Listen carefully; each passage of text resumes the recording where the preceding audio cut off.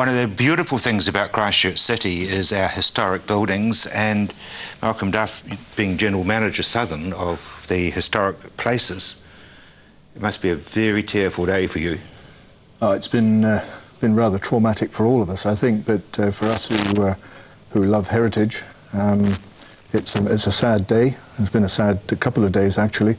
There are some blessings there. We've still got some of the iconic buildings of Christchurch who seem to have come through things relatively unscathed, but then we've got other buildings like Homebush out in the country which are quite devastated, and we've been working closely on that building with the owners, the Dean's family, over registration of that, upgrade of the registration in the last few weeks, and so for a number of my staff who've been involved with them, they're absolutely in tears over that whole thing.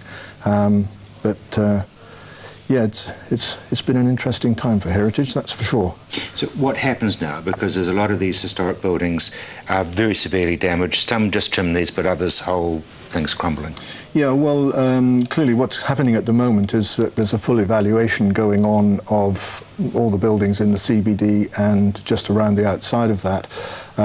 We were involved in inspections, assessments on Saturday and on Sunday, and those inspections and assessments will continue.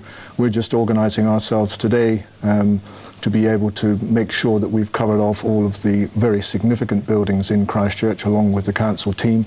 We'll be looking at the information that's coming back in from the council and civil defence teams that have been inspecting buildings, and then with all the heritage buildings, as we can with the heritage team of the City Council, we'll be going out with other specialists to look at what is the damage and provide some advice on what can be done straight off the bat.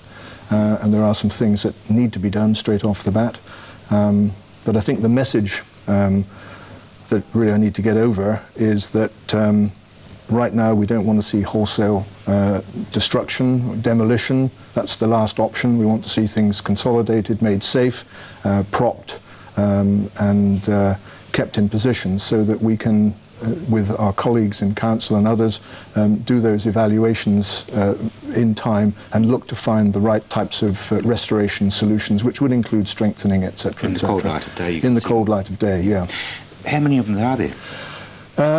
In Christchurch City, in the district plan, there are over 500 heritage buildings listed. That's category groups 1 to 4.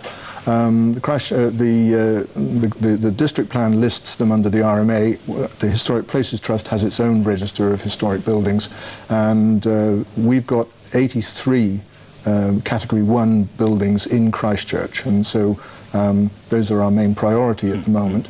But of course there are character buildings, etc., which have also been affected, so there's a whole range of things that we and others need to take time to evaluate and find solutions for.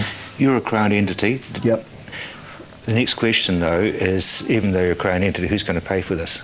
Well, this is a big unknown at the moment. I've seen the Mayor on the TV this morning and the Prime Minister. Help seems to be going to be provided. Obviously, if people are insured, there's the Earthquake Commission and plus their own insurers. But it's a little early for me to be able to answer those sorts of questions, but there are mechanisms. Briefly, are these places insured? I would imagine the majority of them are. Certainly all the council heritage buildings are insured under council rules, etc., so, yeah. I don't know, I can't answer for the individuals. Too early in the day. Too early, yeah. Thank you very much for coming. My pleasure.